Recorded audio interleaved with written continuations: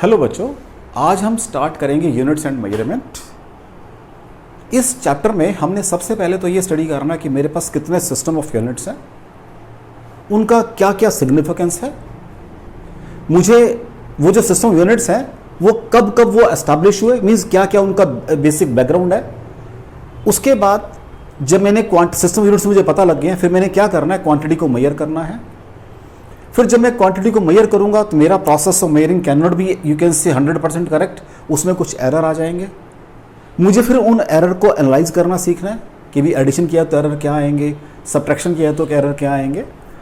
उसके बाद जो मेरे पास जो मैंने मेजर किया क्वांटिटी, उसको मुझे पेन डाउन भी करना है। उसको पेन डाउन करने का भी तरीका है, फिर मुझे सिग्निफिकेंट फिगर्स की बात करनी है।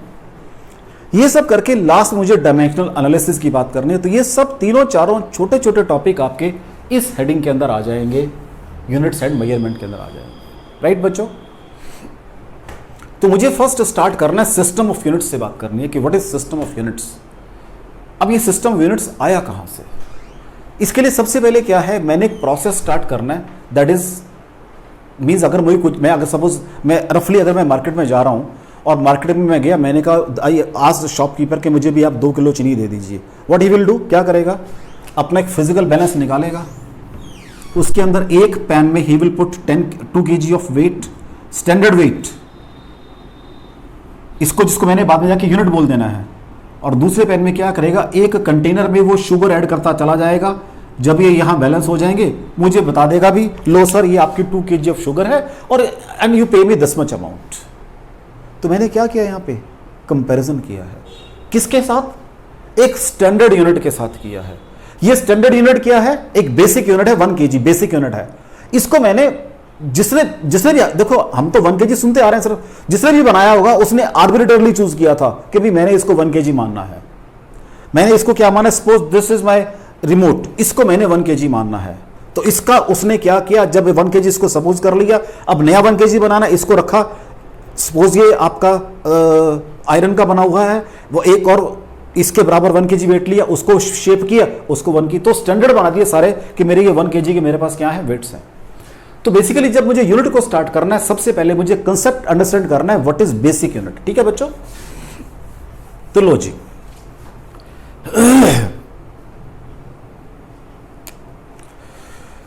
तो व्हाट इज योर मेजरमेंट। जो मेजरमेंट है दैट इज बेसिक कंपैरिजन है। अभी मैंने बनाई थी फिगर, किसके साथ है, स्टैंडर्ड बेसिक यूनिट के साथ मेरा कंपैरिजन है। अभी तो मैंने काम किया है कि मैंने स्टैंडर्ड यूनिट के हिसाब से क्वांटिटी को मेजर किया है। अगर मेरे पास क्वांटिटी रफली कहीं पड़ी हो, उसको बताने इसमें कितने यूनिट हैं, मींस कितने केजी है, तो मैं क्वांटिटी को रख दूंगा, इधर मैं वेट रखता चला जाऊंगा, 1 kg, 2 kg, 3 kg, 4 kg, suppose that is 20 kg। So what I will say, quantity में क्या करूंगा मैं, यूनिट और साथ में एक न्यूमेरिक लिखूंगा बच्चों में।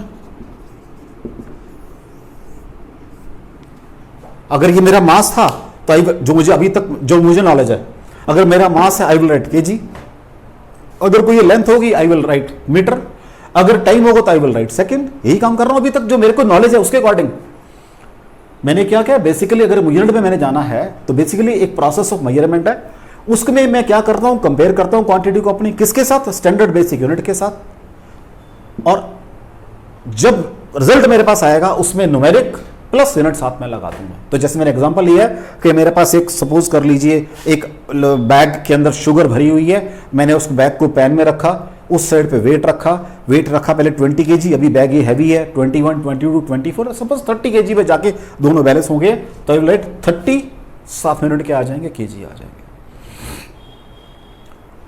अब क्या है, मेरे पास फिजिकल क्वांटिटी को ये तो नहीं 1 2 3 4 है, I have number of physical quantities, number of very large number of physical quantities, very large number of physical quantities we are having, physical quantities. तो क्या मैं सबके लिए यूनिट डिफाइन करूं? मेरे पास तो मास है, लेंथ है, टाइम है, एनर्जी है, प्रेशर है, काइनेटिक एनर्जी है, मैकेनिकल एनर्जी है, आपके पास हीट है, रेडिएशंस हैं, लाइट है, आपका भगवान भला करे जी, मतलब नंबर ऑफ मेरे पास क्वांटिटीज हैं, अनकाउंटेड नंबर ऑफ क्वांटिटीज हैं। तो क्या मैं सबके लिए बेसिक यूनिट डिफाइन करूं? नो। फिर मैंने क्या कहा, कुछ क्वांटिटीज सिलेक्ट की इन फिजिकल क्वांटिटीज में से, minimum number of quantities select की मैंने। अगर मैं इनको अगर मैं मिलाऊं आपस में तो मेरी और सारी फिजिकल क्वांटिटीज बन सकती हूं। मैंने क्या किया, certain minimum number of physical quantities को सेलेक्ट किया जिनको अगर मैं मिला के अदर फिजिकल क्वांटिटीज बना सकता हूं। व्हाट आई हैव सेड, मैंने सर्टेन क्वांटिटीज को डिफाइन किया जिनको मिला के मैं और क्वांटिटीज बना सकता हूं। तो मैंने क्या किया फिर यहां पर बेटा जी, what I did, I have number of physical quantities, बल्कि वर्ड लगा दो very large number, very physical quantities. इनमें से मैंने क्या की, सॉर्ट आउट की लीस्ट पॉसिबल क्वांटिटीज मैंने निकाली इसमें से, right, which can form the quantities all over the world, जो सारी क्वांटिटीज को बना सके। इनके सिर्फ मैंने यूनिट डिफाइन की है। Units are defined for these quant, for, इसको लगा दो least possible quantities called basic quantities, जिसको मैं बोलता हूं basic quantities. Units are defined for these basic quantities only, इनके लिए मैंने डिफाइन की भाई। समझ आ रहा बच्चा आपको? पहले मैंने कहा कि what is measurement, that is simply A comparison process. मैं बाजार में जाता हूं, आई आस्क माई शॉपकीपर कि मुझे आप 1 kg 2 kg शुगर दे दीजिए। वो क्या करता है, एक पैन में वेट रखेगा, सेकंड में क्वांटिटी ऑफ शुगर ऐड करता रहेगा, जब दोनों बैलेंस हो गया मुझे दिखा देगा और लोग मुझे क्या कहेगा, लो sir that is your 2 kg, 2 is numeric and kg is unit, जिसमें मैंने मांगे हैं उससे। I can ask in gram also, क्योंकि ग्राम भी यूनिट है मेरे। तो मेरे पास इट मींस मैंने अगर किसी क्वांटिटी को मेजर किया है तो जब रिजल्ट आएगा that will be A numeric specified with the units. फिर मैंने कहा कि मुझे तो बहुत सारी क्वांटिटीज मेजर करनी है, मुझे तो बाजार में जा रहा हूं, मुझे तो आपका मास को भी मेजर करना है, लेंथ को भी मेजर करना है, टाइम को भी मेजर करना है, मुझे एनर्जी को भी मेजर करना है, मुझे मोमेंटम को भी मेजर करना है, मुझे फोर्स को भी मेजर करना है, मुझे प्रेशर को भी मेजर करना है, मुझे इंपल्स को भी मेजर करना है। अभी सारी मैकेनिकल की क्वांटिटीज बोल रहा हूँ। मुझे हीट को भी मेजर करना है, मुझे रेडिएशन को भी मेजर करना है, अगर मैं लिक्विड में जाऊँगा तो वहाँ मुझे सरफेस टेंशन को भी मेजर करना है। There are so many quantities. अगर इलेक्ट्रिसिटी में एंटर करूँगा तो मुझे पोटेंशियल को भी मेजर करना है, चार्ज को भी मेजर करना है, करंट को भी मेजर करना है। There are uncounted number of quantities. तो क्या मैं सबके यूनिट डिफाइन करूं? नहीं। व्हाट आई डिड, ये जो सारी क्वांटिटी सी, इनमें मैंने बेसिक क्वांटिटी निकाली जिनको मिला के मैं सारी क्वांटिटीज बना सकता हूं, उनको मैंने नाम दे दिया बेसिक क्वांटिटीज। सिर्फ इनके लिए मैंने यूनिट डिफाइन किए हैं, सबके लिए डिफाइन नहीं किए मैंने। अब जो मेरे पास सिस्टम चल रहे थे अभी तक, वो 3 सिस्टम चलते हैं बच्चों यूनिट्स के। इसको रब कर सकता हूं मैं। अब वो सिस्टम कौन कौन से चल रहे हैं?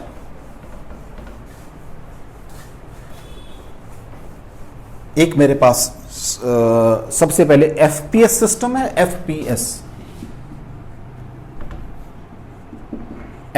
सिस्टम ये ब्रिटिशर्स यूज किया करते थे। F stand for foot, 1 foot is equal to 12 inches, P for pound and T S for second. दूसरा है मेरे पास CG system, C for centimetre, G for gram, S for second. Third है मेरे पास MK system, M for metre, K for KG, S for second.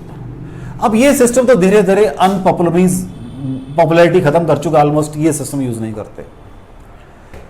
Centimetre वाला system ये है कि इसमें यूनिट बहुत छोटे हैं तो रिजल्ट बहुत बड़े बड़े आते हैं। ये एक एमकेएस सिस्टम मेरा जो दैट इज मॉडरेट सिस्टम, जो मैं आज भी यूज कर रहा हूं।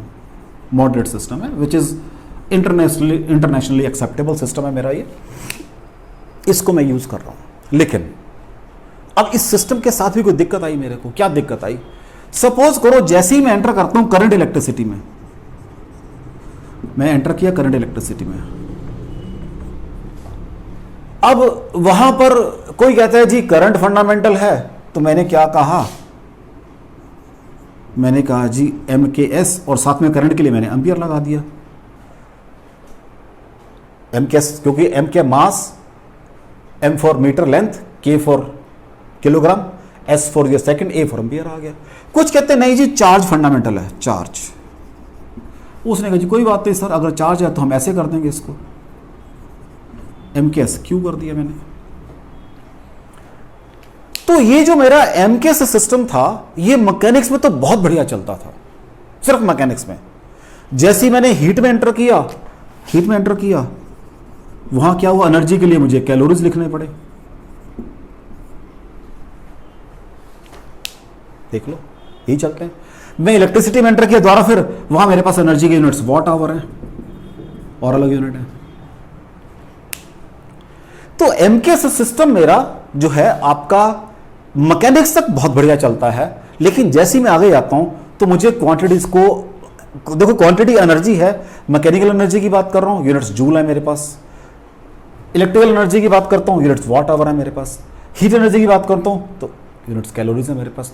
तो अब मुझे इसको अगर कन्वर्ट करना है जूल में तो मुझे फैक्टर लगाने पड़ते हैं, जैसे मैंने पढ़ा हुआ है कि अगर मुझे इसको जूल में कन्वर्ट करना है कैलोरीज को, तो मैं क्या करूंगा, 4.2 से इसको मल्टीप्लाई कर दूंगा।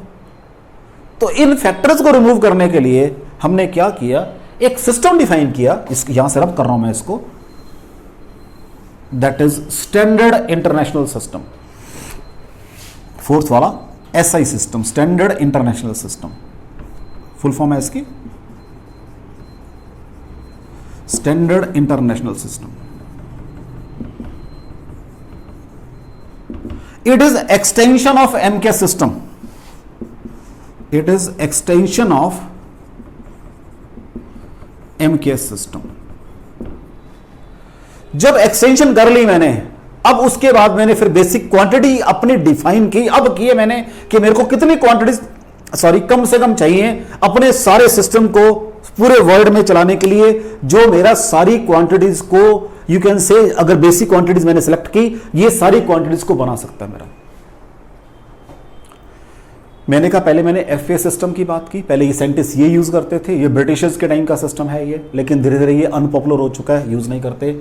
CGS हम यूज करते थे, MKS भी यूज करते हैं। CGS सिस्टम में बहुत जो रिजल्ट आएंगे वो बहुत बड़े बड़े आते हैं, तो उसमें मतलब इतना it is not so convenient कि मैं सपोज मैंने कि मैं बाजार में गया कि मुझे भाई अब 500 ग्राम से बड़ा बड़ा क्यों यूज करना, तो MKS सिस्टम में 1 kg सिंपल है मेरे पास 1000 ग्राम के लिए। ये एक मॉडरेट सिस्टम था मेरे पास मैकेनिक्स के अंदर बिल्कुल। तो जब मैं मैकेनिक्स की बात करता हूं तो MKS system is the you can से वेरी कंफर्टेबल सिस्टम। लेकिन जैसे ही मैं एंटर किया, अभी मैंने अभी लिखे थे यहां पर कि जैसे ही मैं चला गया हीट के अंदर, तो वही मेरी एनर्जी के लिए यूनिट्स मेरे पास कैलोरीज हैं। अगर मैं गया आपका उसमें यू कैन से इलेक्ट्रिकल एनर्जी में, तो वहाँ यूनिट मेरे वॉट आवर्स हैं। तो मेरे यूनिट एनर्जी के यूनिट डिफरेंट हो गए हैं, बेसिक क्वांटिटी एनर्जी है यूनिट डिफरेंट हो गए हैं। तो मैंने क्या कहा इस MKS सिस्टम को थोड़ा मॉडिफाई कर लेते हैं और उसको नया नाम दे दिया, that is standard international system. It is simply extension of MKS system. अब इसके अंदर फिर मैंने क्वांटिटीज बेसिक डिफाइन की, और ये जो सिस्टम है आपका एब्सोल्यूट सिस्टम है, ये दिस इज एब्सोल्यूट सिस्टम। ये सारा पावर ऑफ 10 में चलेगा, इसमें कोई फैक्टर नहीं करना आपको। जैसे मैंने कहा था कैलोरीज को जूल के लिए 4.2 से मल्टीप्लाई करना पड़ता है। अगर मेरे पास वेट मास या केजी वेट बनाने हैं तो 9.8 से जी करना पड़ता है जैसे में, तो वो सब सिस्टम खत्म हो जाएंगे। तो मैंने यहां पर क्या किया, अब आपकी 7 क्वांटिटीज डिफाइन की बच्चों। वो क्वांटिटीज क्या क्या है, 1 2 3 4 5 6 7। फर्स्ट है बेटा मास, जिसको मुझे कहिए करना है केजी में, और यही इसका सिंबल है। नेक्स्ट है लेंथ, जिसको मुझे मेजर करना है बेटा मीटरों में। ठीक है बच्चा, मास लेंथ। फिर क्या होता है, थर्ड क्या होता है, हम जो सारे सुन रहे हैं हम लोग, थर्ड क्या था मेरा बच्चा मेरे पास, हाँ जी मास लेंथ क्या था थर्ड, यहीं से आ जाएगा ना। तो थर्ड टाइम है, टाइम को मुझे कहाँ मेजर करना है, सेकंड में। फोर्थ देख लो, करंट की बात चली थी, मेरे पास करंट है, ठीक है जी, उसको मेजर करना है मुझे एम्पियर में। उसके लिए सिंबल में साथ लिख देता हूं मैं, सेकंड का एस है, ठीक है। फिर मुझे मेजर करना है टेम्परेचर, जैसे मैं हीट मेंट करूंगा टेम्परेचर, उसको मेजर करना मुझे कहां पर, केल्विन में। फिर मेरे पास क्वांटिटी ऑफ सब्सटेंस की बात आएगी, उसको मुझे मेजर करना है मोल के अंदर। और फिर मेरे पास लाइट की बात आएगी, light luminous intensity, luminous intensity, उसको मुझे कैंडेला में मेजर करना है, उसकी शॉर्ट फॉर्म CD है। ये 7 बेसिक यूनिट आपने स्टैंडर्ड इंटरनेशनल सिस्टम में डिफाइन की, और अब आप इन 7 सिस्टम से सारी चीजें डिफाइन कर सकते हो इस सिस्टम के अंदर। यहां पर 2 सप्लीमेंट्री है, एक एंगल है, ठीक है, 1 इज एंगल, ये सप्लीमेंट्री है बेटा, चाहिए होते हैं बीच में, जिसको मेजर करते हैं रेडियन में। एक सॉलिड एंगल है, इसको मेजर करते हैं सॉलिड एंगल, सॉलिड एंगल। इसको तो हमें 2 चीज लिखनी पड़ेंगी, इसको मेजर करते हैं रेडियन में, इसकी शॉर्ट फॉर्म है RAD, इसको स्टीरेडियन में STERADIN, इसकी शॉर्ट फॉर्म है SR। तो 2 मेरे पास ये सप्लीमेंट्री यूनिट है, 7 मेरे पास फंडामेंटल बेसिक, यहां लिखा था बड़ा मैंने भी, बेसिक यूनिट्स है मेरे पास ये, इनसे मैं सारे ही यूनिट आपके डिफाइन कर सकता हूं। तो मेरे पास एक स्टैंडर्ड बन गया है कि अगर मुझे इन 7 क्वांटिटीज की बेसिक यूनिट्स मालूम है, तो मैं पूरे जहां तक भी मैंने घूमना है, ये जहां तक भी मैंने साइंस की बात करनी है, मैं हर चीज को मैं डिफाइन कर सकता हूं। Are you getting it? और रिपीट करना है बच्चे मुझे।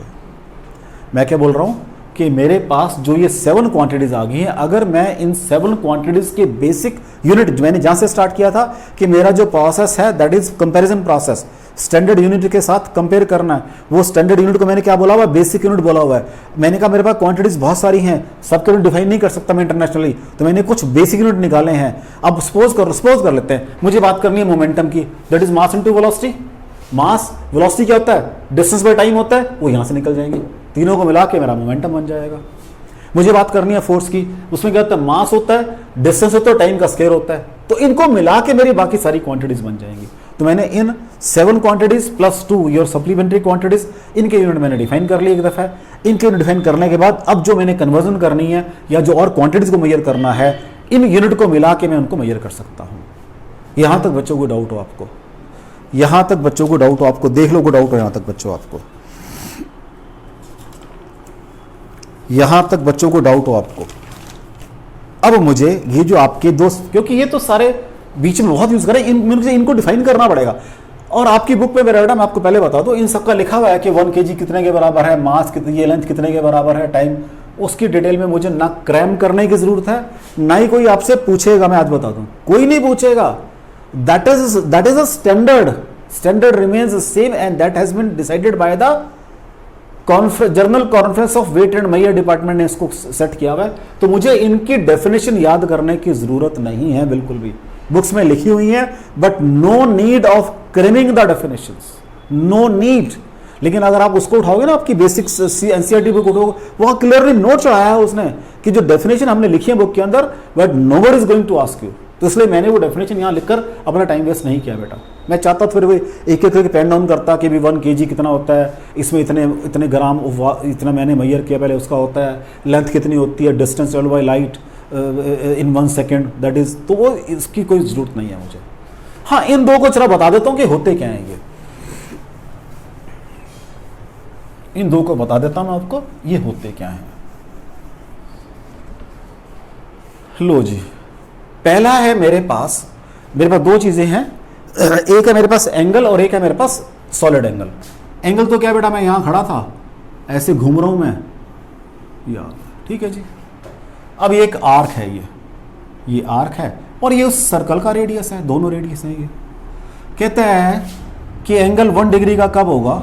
अगर ये लेंथ और ये रेडियस बराबर हो जाए।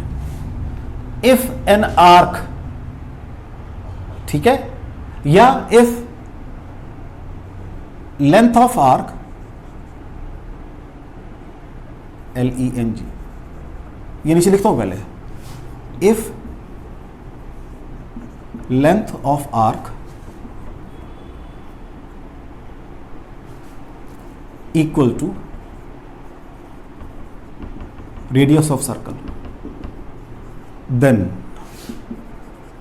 एंगल subtended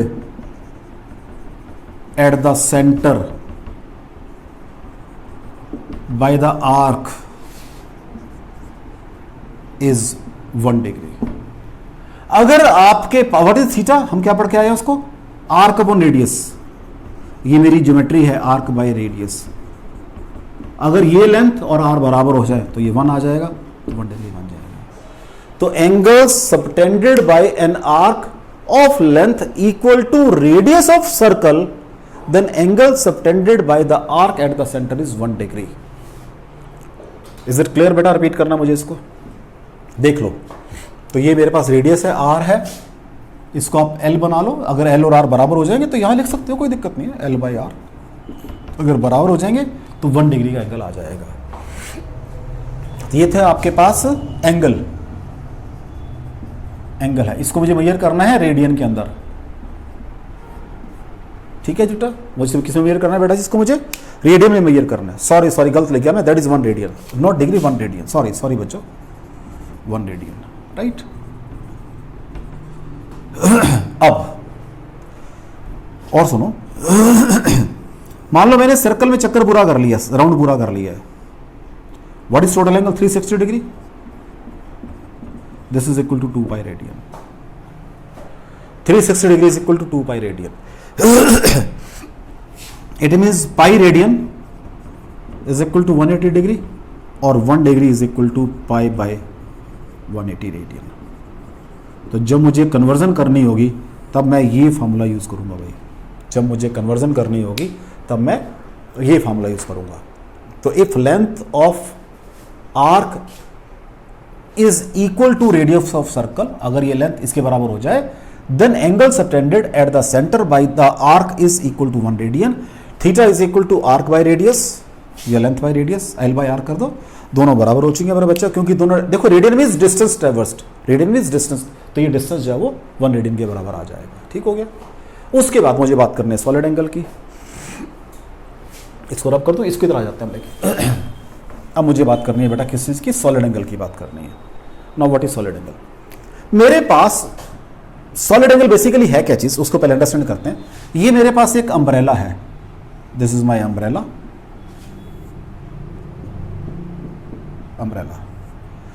ये इसकी यू कैन से स्टेम है, या जो उसको बोलते हैं कि जिस जहां से उसको होल्ड करते हैं। अगर मैं इस कंटूर के मींस इसको जो अम्ब्रेला मैंने जब ओपन कर लिया, कंटूर बन जाएगा, ऊपर छतरी बन जाएगी। उसके सारे पॉइंट्स को ज्वाइन करूं यहां पर। ये तो मैंने एक्सट्रीम लेफ्ट के पॉइंट किए हैं, इसको भी ज्वाइन कर लिया, इसको भी ज्वाइन कर दिया, ये तो सेंट्रल पॉइंट है, ये इसको भी ज्वाइन कर दिया। नाउ जस्ट इमेजिन, तो क्या बनेगा? एक कोन बन जाएगा, पूरा कोन बन जाएगा, जैसे सॉफ्टी कोन होता है ऊपर को बढ़ता हुआ। ये जो एंगल है इसको बोलते हैं सॉलिड एंगल। अंदर वो जो कोन का एंगल है दैट इज सॉलिड एंगल। अब वो क्या कह रहा है, अब इसको मैं समझाता हूं आपको स्फीयर से। एक स्फीयर है कहता है, राइट, उसकी कुछ रेडियस होगी। मैंने उसका ये वाला पोर्शन, छोटा सा पोर्शन ले लिया, ये पोर्शन ले लिया स्फीयर का। ये अब ये पोर्शन आपका 3D है, नजर नहीं आएगा मुझे, अब 3D पोर्शन है, तो उसको मैं ऐसे बना सकता हूं 3D पोर्शन को। सॉरी यहां बात कर रहा हूं मैं, ये एक पोर्शन है सर्कल का, तो ऐसे, बल्कि मैं इसको इन पॉइंट्स को ज्वाइन करता हूं।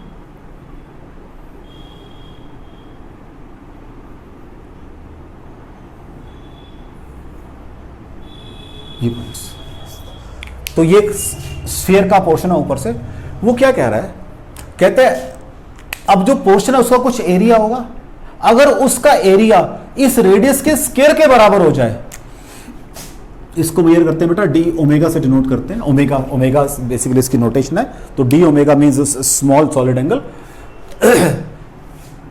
अब ये कुछ एरिया है, तो इसको ds मान रहा हूं मैं अपॉन आर स्क्वायर, तो ये क्या बन जाएगा 1 रेडियन बन जाएगा, ये एस आर बन जाएगा। तो व्हाट ही सेज कि अगर मेरे पास वो जो मैंने स्फेरिकल एरिया सपोज किया, मैंने एग्जांपल लिया पहले छतरी की बात कर देते हैं। छतरी अपने आप में एक पूरा एक सरफेस एरिया है, स्फेरिकल सरफेस का पूरा एक स्फीयर का पार्ट बनती है छतरी आपकी, जो अम्ब्रेला आपकी।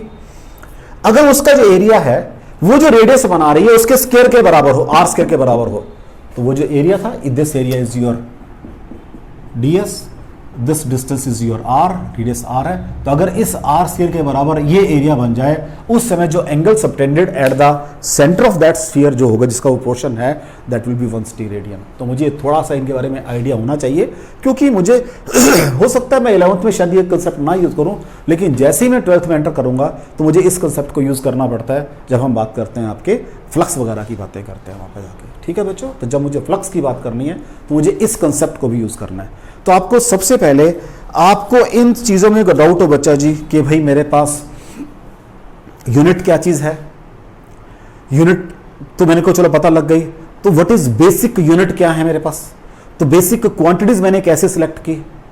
ठीक है बच्चों, फिर मैंने कहा कि पहले 3 सिस्टम थे, सीजीएस, एफपीएस और एमकेएस। एफपीएस मेरा ऑब्सोलीट हो चुका है ड्यू टू अनपॉपुलरिटी, यूज नहीं करते उसको हम। सीजीएस सिस्टम में बड़ी बड़ी क्वांटिटीज लिखनी पड़ते हैं मुझे। फिर मैंने कहा मेरे पास एमकेएस सिस्टम है सेकंड वाला, तो मैंने एमकेएस की बात कर दी। अब जब एमकेएस सिस्टम की बात की मैंने, उसके बाद फिर मैंने क्या कहा, एमकेएस सिस्टम मैकेनिक्स में बहुत बढ़िया चलता है मेरा।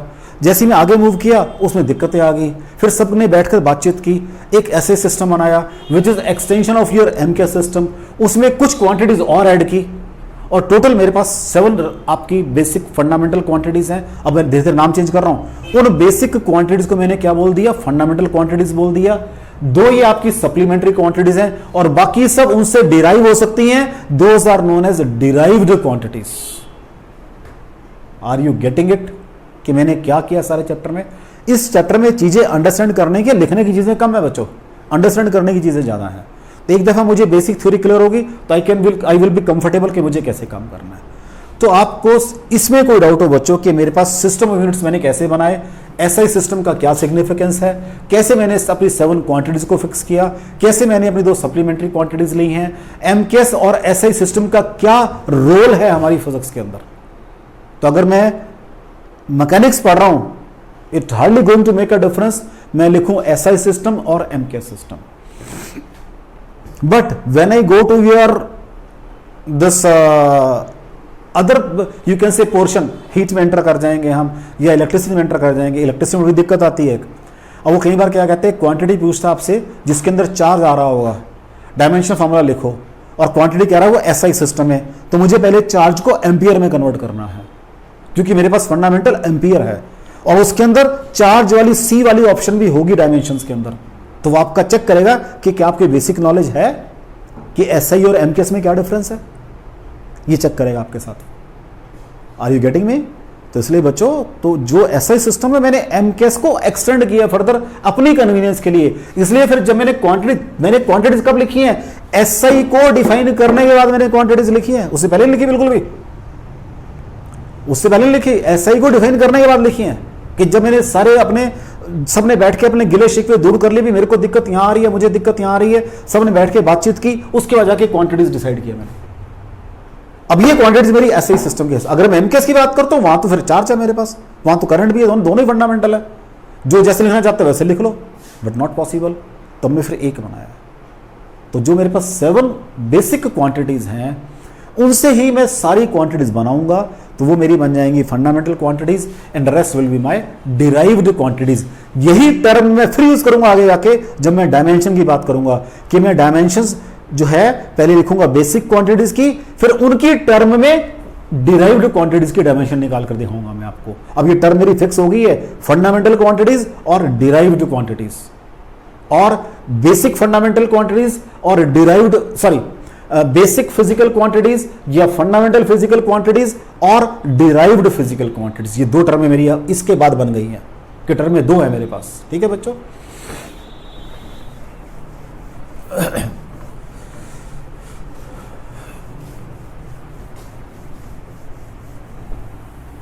इतने सारे डिस्कशन के बाद निकल कर मेरे पास आउटपुट क्या आई है बच्चों? आउटपुट ये आई है बच्चों कि मेरे पास 2 सिस्टम हैं जो चलेंगे अब मेरे, एमकेएस और एसआई।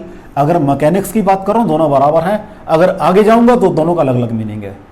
तो हमारा सारा फिजिक्स इसमें चलता है बेटा जी, जो यू कैन से एक स्टैंडर्ड वाली बात है। ठीक है, अगर एमकेएस देख रहे तो वहां भी काम करना पड़ेगा, तो नॉर्मली वो एसआई की बात कर लेता है। उसके बाद मेरी फिजिकल क्वांटिटीज मैंने क्या निकाली हैं,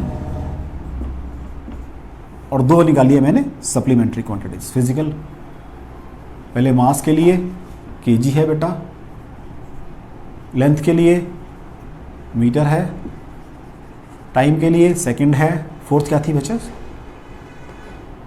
करंट के लिए एम्पियर है, टेम्परेचर के लिए केल्विन है, फिर क्या था, लाइट के ल्यूमिनस के लिए ल्यूमिनस इंटेंसिटी, उसके लिए कैंडेला है, सीडी है, फिर मेरे पास था क्वांट सब्सटेंस के लिए, क्वांटिटी ऑफ मैटर के लिए, उसके लिए मेरे पास मोल है। और यही इनकी नोटेशन है। ध्यान रखना ये सारे स्मॉल लेटर हैं, सारे, सिर्फ ये कैपिटल है और ये कैपिटल है, बाकी सारे स्मॉल लेटर हैं। फिर मेरे पास एंगल है,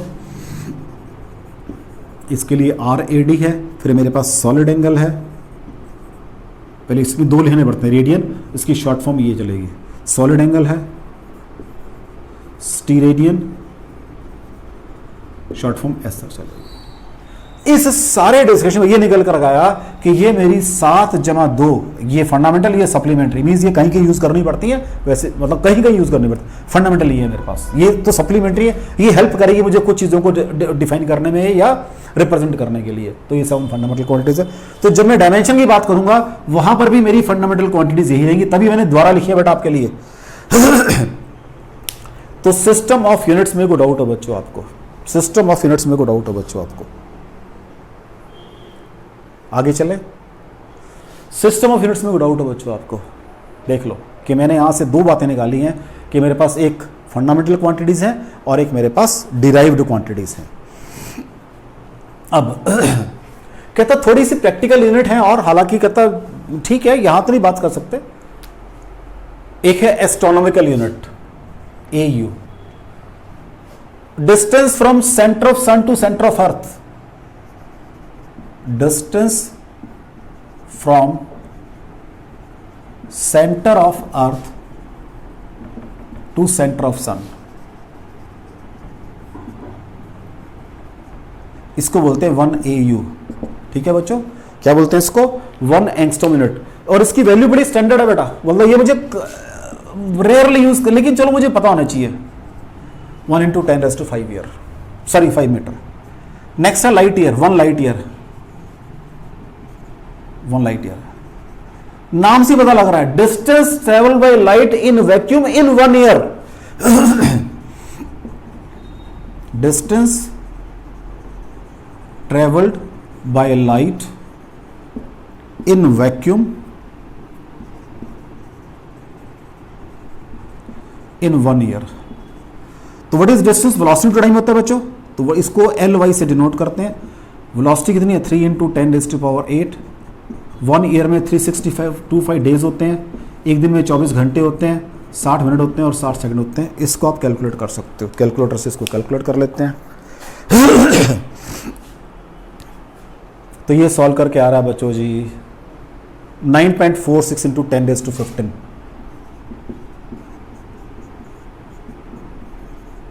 इससे बड़ा आ गया ये।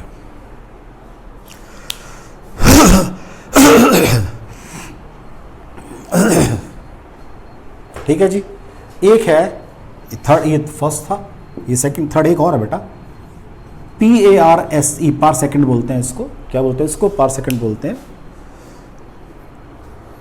अगर अब क्या करना है इसके अंदर, सॉरी मेरे पास एक 1 एंगस्ट्रॉम यूनिट की आर्क है, इसको नीचे बनाऊं ऊपर, चलो नीचे बना देता हूं, यहां पे मेरे है, इसको ये इसको ऊपर लिख लेते हैं।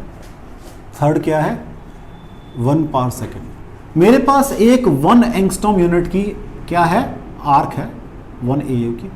तो मैंने क्या किया, अब इसको दूर लेकर गया, मैं दूर लेकर गया, इससे इतनी दूर लेकर गया कि सेंटर पे जाके 1 सेकंड का एंगल बने। इतना डिस्टेंस बढ़ा दिया मैंने ताकि सेंटर पे जाके 1 सेकंड का क्या बने, एंगल बने। ये जो फिर रेडियस आएगी इस आर्क की, इसको 1 पर सेकंड बोलते हैं। तो what is theta, arc upon radius. तो what is theta, arc by radius.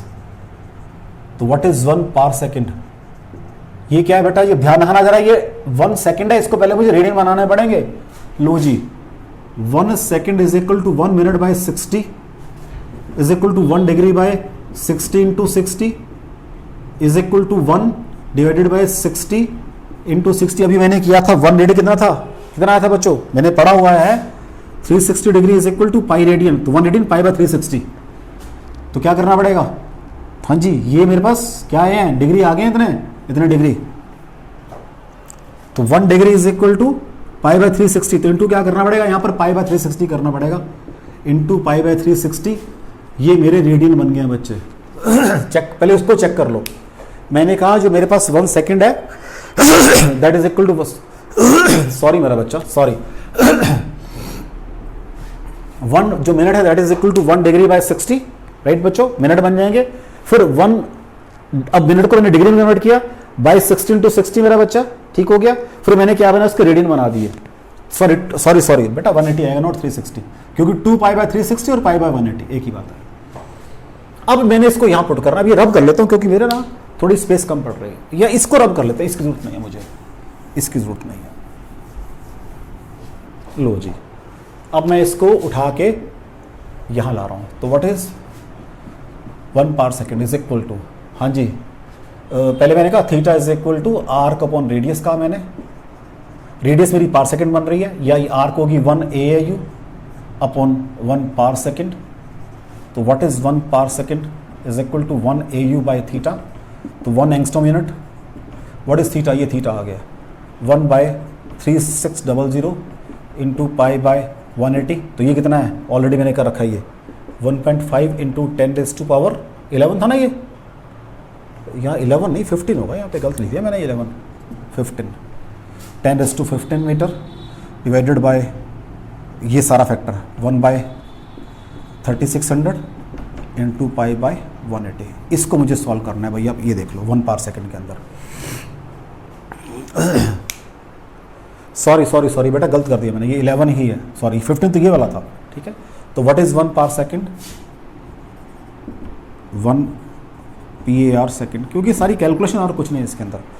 अब आप देखो 3600 और 180 ऊपर चले जाएंगे, नीचे सिर्फ पाई रह जाएगा, तो इसको सॉल्व अगर हम करेंगे तो ये आएगा 3.1 इंटू 10⁻16 मीटर, 3.1 इंटू 10⁻16 मीटर। तो देख लो सबसे छोटा ये है, उससे बड़ा ये आ गया, और उससे बड़ा ये आ गया, ये 3 डिस्टेंसेस के यूनिट हैं। हालांकि मैं फिर कह रहा हूं ये मुझे यूज शायद ना करने पड़े, लेकिन मुझे पता होना चाहिए भी ये भी कोई चीज़ें हैं, तो शायद आगे जाके कहीं हमें जरूरत पड़ जाए, जब हम निकालेंगे साइज ऑफ डिस्टेंट स्टार्स की बात करेंगे, या डिस्टेंस ऑफ सन की बात करेंगे, या साइज ऑफ मून की बात करेंगे, तब शायद मुझे ये यूज करने पड़ जाए। सो दिस जो क्वांटिटी मैंने अब यहां तक की है, this is under the heading of system of units. अब मुझे बात करनी है कि मेरे को अब ये पता लग गया, क्योंकि मैंने अब सारी पहले मैकेनिक्स की बात करनी है, तो मैं पहले मैकेनिक्स के अंदर मास, लेंथ और टाइम मेरे मेन चलते हैं, इनको अगर मेजर करना पड़ेगा तो मुझे कैसे मेजर करना है, क्योंकि रेंज बहुत बड़ी है मेरे पास। तो फर्स्ट आएगा मेजरमेंट ऑफ लेंथ, ठीक है बच्चों, यहां तक चलें आगे देख लो। अब फर्स्ट है मेरे पास मेजरमेंट ऑफ लेंथ।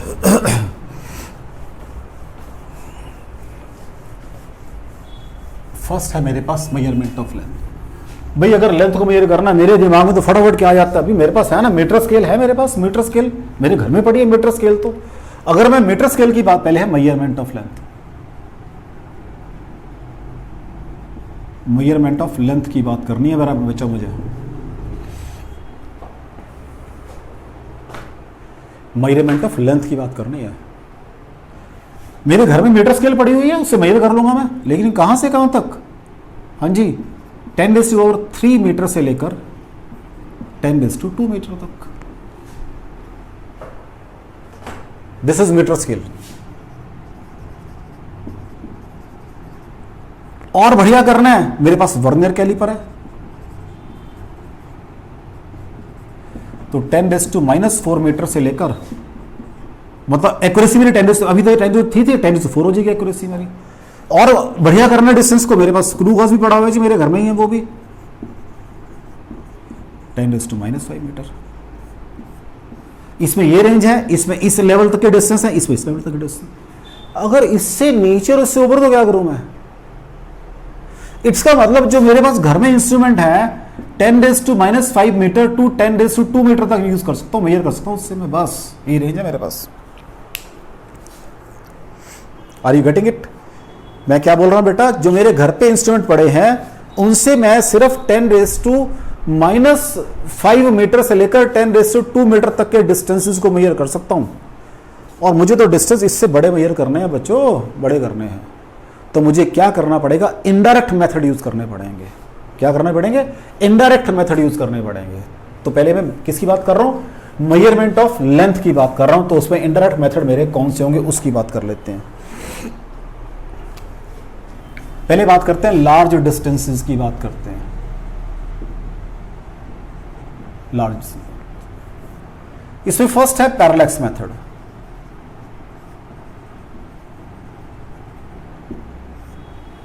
कहता है कि पहले पैरेलैक्स होता क्या है, कि मैंने एक बॉडी है, पहले यहां से देखी फिर यहां से देखी, जो भी चेंज आएगा इसकी पोजीशन के अंदर, पहले यहां से देखी मैंने फिर यहां से देखी मैंने, this angular change is parallax. कहते लेकिन इसको बताऊं मैं कैसे आपको। मैंने क्या किया, एक ऑब्जेक्ट सामने दीवार पे या दीवार पीछे दीवार है मेरी, मैंने दूर एक पेंसिल लगा दी स्टैंड के ऊपर और पहले मैंने इस आंख को बंद कर लिया, इससे देख रहा हूं, और फिर मैंने क्या किया, अब इसको बंद, इसके तो पोजीशन शिफ्ट होती है थोड़ी सी उसकी।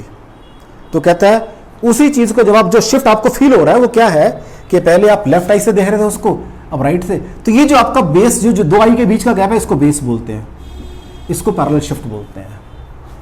क्या बोलते हैं इसको, जो डिस्टेंस है इसको बेस बोलते हैं, उसको क्या बोलते हैं बच्चा जी, पैरेलैक्स शिफ्ट बोल देते हैं।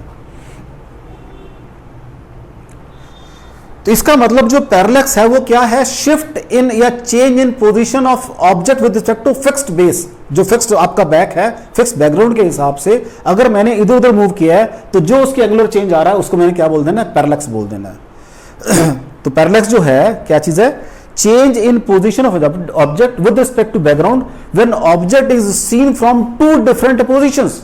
पहले अब मतलब बात तो हो गई ना कि मैं खड़ा हो गया, पहले इधर से देख रहा हूं, मतलब इसका मतलब या तो मैं ये करूं, पहले यहां से देख रहा हूं फिर यहां से देख रहा हूं। नहीं, मैंने ये नहीं किया, क्योंकि मेरी दो आईज अलग अलग पोजीशन पे, मेरे दो आईज के बीच में गैप पड़ा हुआ है। तो मैंने एक पहले इससे देखा, ये देख लिया, इससे फिर ये देखा, तो दो अलग अलग पोजीशन होगी। तो ये तो मैंने बात की एक सिंपल कमरे में, घर के कमरे में। अगर मुझे बात करनी है सन और स्टार्स की, फिर तो मुझे दो अलग अलग पोजीशन लेनी पड़ेंगी। तो पैरेलैक्स क्या है, फिक्स्ड बैकग्राउंड के हिसाब से किसी एक सिंगल ऑब्जेक्ट को दो पोजीशन से देखना। वो जो शिफ्ट आ रहा है दोनों के अंदर, शिफ्ट मींस ये जो गैप आ रहा है, दैट इज योर पैरेलैक्स।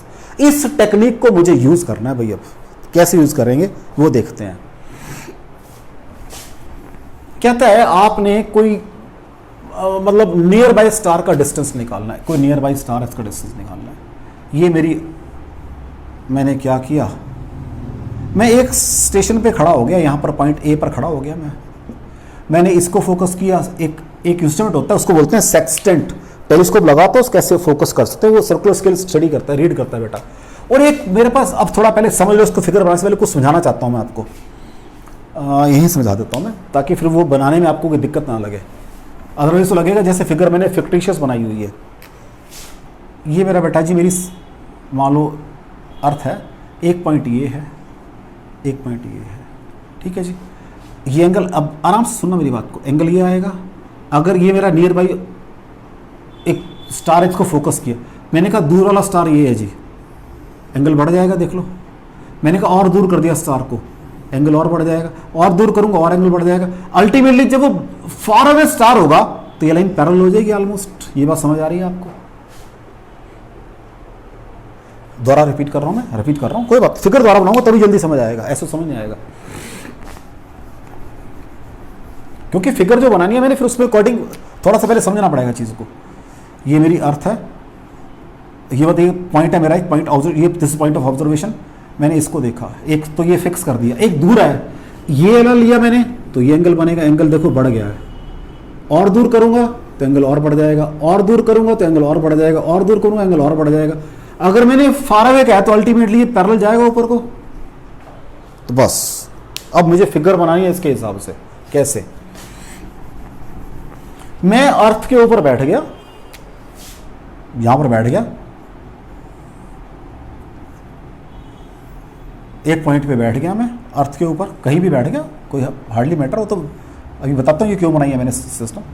और मैंने यहां बैठ के एक तो नियर बाई स्टार को फोकस कर लिया, और एक फार अवे स्टार को, उसके लिए मैंने बना दी पैरेलल लाइन ऊपर को, और ये एंगल मैंने मेजर कर लिया θ1।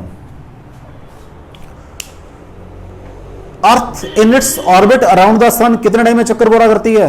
6 महीने में। मैं यहां बैठा रहा, 6 महीने तक बैठा रहा, तो अल्टीमेटली घूम के मैं यहां पहुंच जाऊंगा, और उस स्टार को मैं देखता रहा, बिल्कुल दूर वाले को भी पास वाले की, और एंगल फिर मेजर किया 6 महीने बाद मैंने θ2, एंगल मैंने फिर मेजर किया 6 महीने बाद θ2। What is this total angle? θ1 plus θ2। What is this distance? ये क्या है? सन के अराउंड घूम रही है मेरी अर्थ, ये सन है और ये अर्थ है। ये डिस्टेंस मैंने अभी तभी मैंने डिफाइन किया था 1 एंगस्ट्रॉम यूनिट, तभी किया था मैंने, ये पता है मुझे 1 AU, मैंने अभी कह के हटा हूं कि कहीं ना कहीं यूज करने पड़ सकते हैं मुझे। तो what is distance of this? अब आराम से देखना, ये पॉइंट A है, ये पॉइंट B है, ये पॉइंट N है। What is θ1 plus θ2? आराम से मेरा बच्चा, arc upon radius AB by NA, और NB तो एक ही बात है। What is AB? 2 angstrom unit, right? तो NA डिस्टेंस, θ1 प्लस θ2 मैंने कैलकुलेट किया अभी, तो what will be my NA? 2 angstrom unit divided by θ1 plus θ2। हाँ जी बच्चों, आ गया है डिस्टेंस ऑफ नियर, ये स्टार का डिस्टेंस आ गया। This is indirect method. कोई डाउट हो बच्चों देख लो, कोई डाउट हो बच्चों देख लो, इसमें कोई डाउट हो? ये पॉइंट समझ आ गया मैंने पैरेलल क्यों बनाया? ये फार अवे स्टार है, ये स्टार एक ही है, वो यहां ऊपर लिख दो, जितने लिख सकते लिख दो, ये फार अवे स्टार, उसको देख रहा हूं मैं। अब बनाना तो पड़ेगा ना मुझे फिगर के अंदर, लेकिन फिगर ऐसी बनी पैरेलल, मैंने आपको बता दिया क्यों मैंने इसको पैरेलल बनाया है। अब मुझे निकालना है सपोज साइज ऑफ मून निकालना है। अब तो मेरे लिए बड़ा इजी हो गया काम करना, पैरेलल मेथड से नेक्स्ट निकालना है साइज ऑफ मून। क्या किया मैंने? अर्थ के ऊपर खड़ा हो गया मैं एक पॉइंट के ऊपर, ये मून है, बाहर नजर आ रहा है सर्कल के अंदर मेरे को। लो जी, distance of moon from the earth मुझे मालूम है, ये एंगल मेजर किया, ठीक है जी, ये साइज आ जाएगा AB। ये डिस्टेंस मुझे मालूम है, ये S मुझे मालूम है डिस्टेंस, थीटा पता लग गया ये। तो what is theta? That is AB by S। अब तो बड़ा फटाफट काम करूंगा मैं, S into theta. Size of moon आ गया, चेक कर लो। बस पहले भी दिक्कत आनी थी मुझे कि मेथड यूज कैसे करना मैंने। ये भी 2 ऑब्जर्वेशन पॉइंट हैं, A और B, 2 पॉइंट को या ऐसे कर लो कि मैं मून पे बैठा हूं, पहले यहां से देखा इस पॉइंट को, फिर यहां से देखा, एक ही बात है वो तो। अब मैं यहां से देख रहा हूं, अब उल्टा काम कर लिया मैंने यहां पर। चलो इसका इस मेथड यूज करते हैं, छोटा सा न्यूमेरिकल करते हैं, आपकी बुक का ही न्यूमेरिकल, छोटा सा न्यूमेरिकल करते हैं। रब कर दो बच्चों, इसको देख लो, चले, बड़ा छोटा सा न्यूमेरिकल है।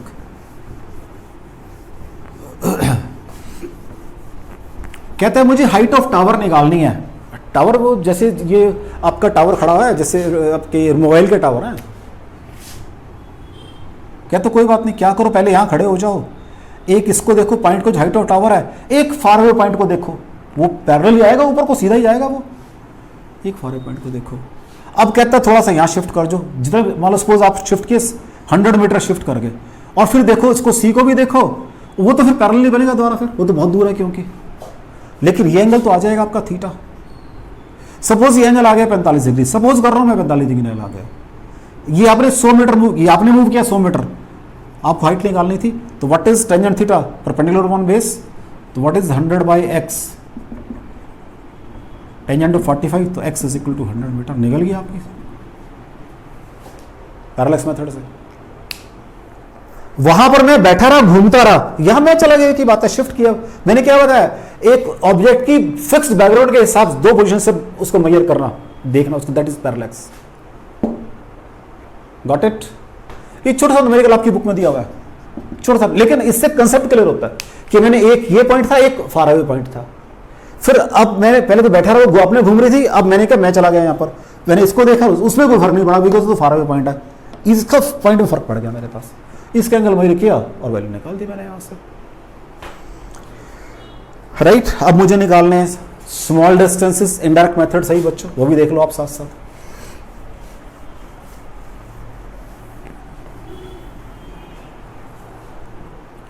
मान लो मेरे एक ऑलिक एसिड है, उसके मॉलिक्यूल का साइज निकालना जो रफली 10⁻⁸ मीटर का साइज होता है। रफली मैं एक आइडिया दे रहा हूं, हालांकि कोई हार्ड एंड फास्ट नहीं है, रफली इसका 10⁻⁸ का साइज है, या पता नहीं 10⁻⁹ जो भी, मतलब इस रेंज में साइज है उसका।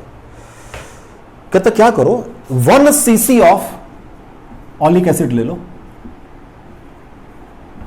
1 cc ऑफ ऑलिक एसिड ले लो पहले आप, कहता है ले लिया आपने, इसको किसी बर्तन में डाल लो, इसको मैंने बीकर में डाल लिया, this is my beaker, this is 1 cc। इसमें एल्कोहल ऐड कर लो, इसको 25 cc बना लो। तो 1 cc ऑलिक एसिड था, उसको आपने एडिंग एल्कोहल, बिकॉज एल्कोहल में सोल्यूबल है ये, यू मेड इट 25 cc। इसका मतलब 24 cc और ऐड किया आपने एल्कोहल, ये तो अंडरस्टूड है ना, लेकिन चलो यू मेड इट 25 cc। अब इसमें से फर्दर, इसमें से 1 cc लिया आपने, उसको फिर एल्कोहल ऐड किया, मेड इट 20 cc।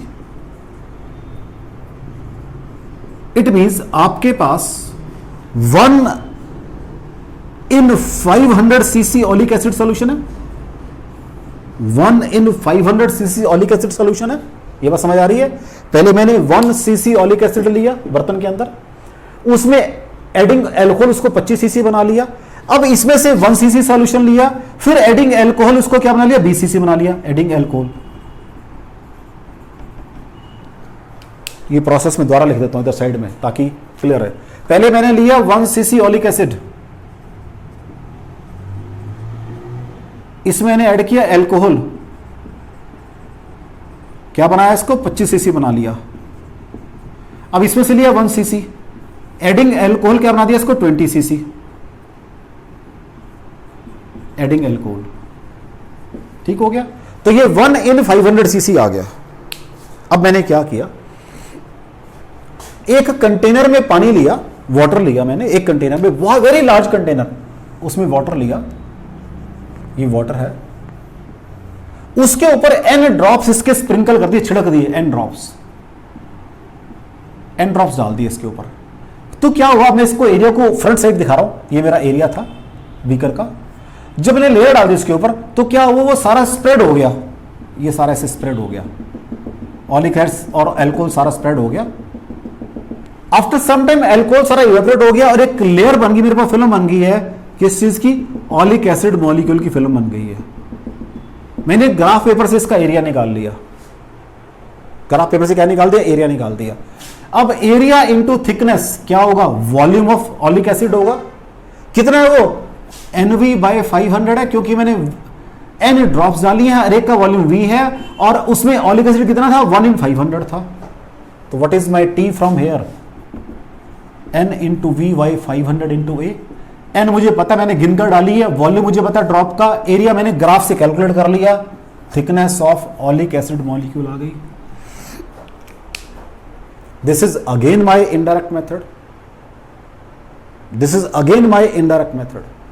मैंने क्या लिया, पहले 1 cc ऑलिक एसिड लिया, 1 cc में ऐड किया एल्कोहल, 25 cc बनाया। अब इस 25 cc में से 1 cc लिया, उसमें एल्कोहल ऐड किया, 20 cc बनाया। तो देख लो ये 1 in 500 बन गया, ये बन गया 500। उसकी n ड्रॉप्स मैंने पानी में, बर्तन में पानी लेके, खुला डुला बर्तन लिया, उसमें ड्रॉप डाल दी, जो ड्रॉप डाली है n ड्रॉप्स डाली है, हर एक का वॉल्यूम V है।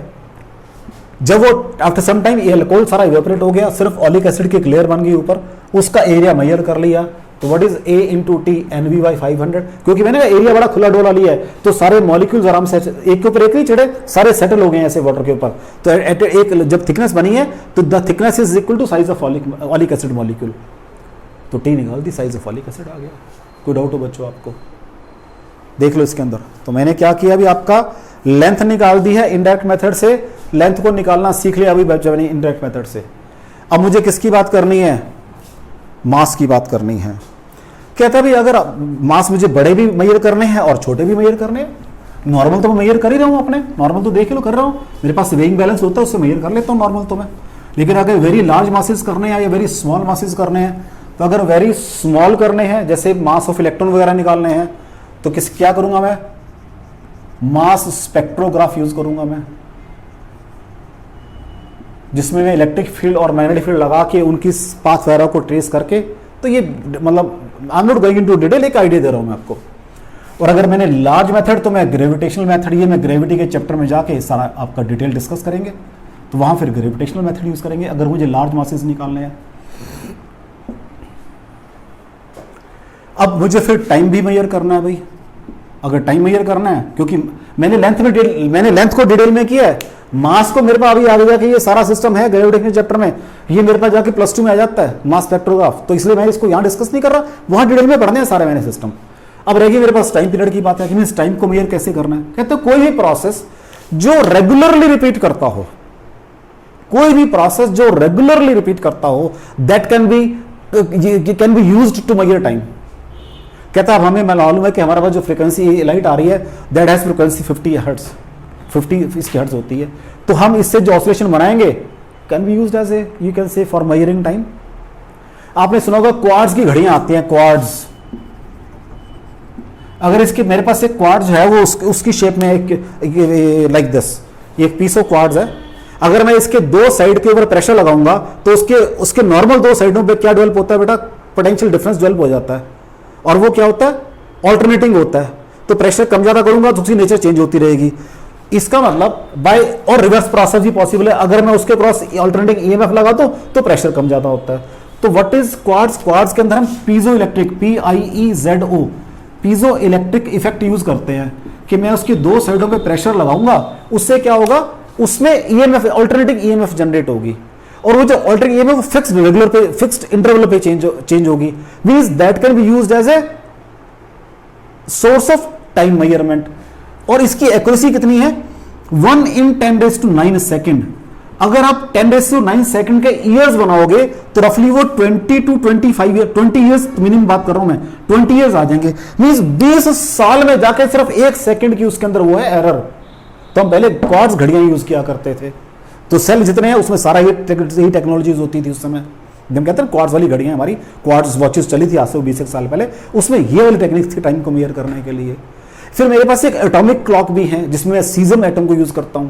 अगर मुझे बड़े टाइम यूज करने हैं तो मैं रेडिएटिव डेटिंग की भी बात कर लेता हूं कि भाई उससे एज निकाल देता हूं। अगर मुझे लार्ज टाइम की बात करनी है कि एक रॉक की बात करनी है, रॉक कितनी ओल्ड है, कितनी पुरानी है, तो फिर वहां रेडिएटिव डेटिंग की मैं बात करता हूं।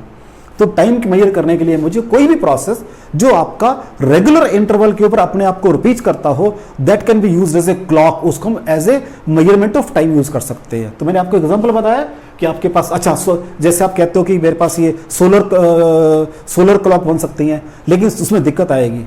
क्यों? जो अर्थ है वो जो उसकी स्पीड है वो विद टाइम करेक्ट नहीं है, मतलब वो जो टाइम है वो चेंज होता है, तो क्योंकि हर डे वो चेंज हो रहा है, तो उसमें क्या होता है कि जो उसकी पोजीशन चेंज हो जाएगी तो उससे फिर क्या होगा, टाइम आपका प्रॉपर नहीं आएगा। हालांकि वो यूज हो सकती है, लेकिन मुझे उसके अंदर फिर डेली बेसिस पे उसके अंदर एरर लगाने पड़ेंगे, तो वो भी मैं बना सकता था। फिर मैंने पीजो इलेक्ट्रिक की बात की, which is the best one. इसको यूज किया घड़ियों के वॉचेस के अंदर, हमने रिस्ट वॉचेस में सब में यूज किया हमने रिस्ट वॉच, तो सेल वगैरह सब इसी से बनते थे उस समय। फिर मैंने कहा आपके पास एटॉमिक क्लॉक भी हैं, जहां पर मैं सीजम एटम की बात कर रहा हूं, उनके जो डिके सिस्टम है उसको यूज कर रहा हूं मैं। अगर फिर मैंने अगर कोई बड़े टाइम मेजर करने हैं तो मैं रेडिएटिव डेटिंग की बात कर देता हूं। तो टाइम को मेजर करने के लिए कोई भी प्रोसेस जो मेरा रेगुलर इंटरवल के ऊपर रिपीट कर रहा है अपने आप को, that can be used as a, you can say, source of measurement of time. तो बच्चों मैंने आज आपका सिर्फ एक तो सिस्टम ऑफ यूनिट्स किया है कि 3 तरह के मेरे पास सिस्टम है। उस सिस्टम को फिर मैंने ये बताया कि कौन सा मेरा फंडामेंटल सिस्टम, कौन सा मेरा सिस्टम आजकल चल रहा है। पहले मैंने कहा मैकेनिक्स के लिए एमकेएस चलेगा, लेकिन अगर मैंने बात करनी है इंटरनेशनली तो मेरा सिस्टम है स्टैंडर्ड इंटरनेशनल सिस्टम। अगर मुझे सिस्टम को डिफाइन करना है तो मेरे पास 7 बेसिक क्वांटिटीज आ गई थी। उन बेसिक क्वांटिटीज को मैंने क्या नाम दे दिया, फंडामेंटल क्वांटिटीज नाम दे दिया। उन बेसिक 7 के साथ 7 के साथ 2 मेरी सप्लीमेंट्री क्वांटिटीज हैं, और रेस्ट मेरी क्या है, डिराइव्ड क्वांटिटीज हैं। आप समझ रहे हो बेटा? तो मैंने अब 2 चीजें मेरे पास यहां बन गई हैं, एक तो फंडामेंटल क्वांटिटीज और एक डिराइव्ड क्वांटिटीज बन गई हैं। और सिस्टम मेरा कौन सा स्टैंडर्ड बना है, अगर तो मैकेनिक्स की बात कर रहा हूं, I can be very comfortable with MKS system. लेकिन जैसे ही मैं और बना चीज में जाऊंगा, तो क्योंकि हमारे जो न्यूमेरिकल आएंगे उसमें एमकेएस और एसआई मिक्स होगा, तो मुझे वहां ध्यान रखना है कि ये मुझसे एमकेएस की बात कर रहा है या एसआई की बात कर रहा है। यही तो आईक्यू लेवल है सिर्फ बच्चे का, ये तो मुझे अप्लाई करना है न्यूमेरिकल में। तो अगर हो सकता है मुझे कुछ यूनिट्स उसने एसआई सिस्टम में दिए होंगे, कुछ मेरे को एमकेएस में होंगे, तो मुझे फिर दोनों को एक में कन्वर्ट करना है, आइदर बोथ टुवर्ड एमकेएस और टुवर्ड द एसआई सिस्टम। तो मिंगल अप नहीं मैंने करना, यही मेरा सारा काम चलेगा। ठीक है बच्चों? अब नेक्स्ट लेक्चर में मैं आपका क्या करूंगा, जो मुझे दो अब टॉपिक और रह गए आपके, एक तो एरर्स, उसमें ही साथ साथ आ जाएंगे सिग्निफिकेंट फिगर्स, और एक आपका डायमेंशनल एनालिसिस का आपका एक टॉपिक रह गया, इनको 1 by 1 डिस्कस करेंगे। थैंक यू बच्चों, पढ़ते रहो।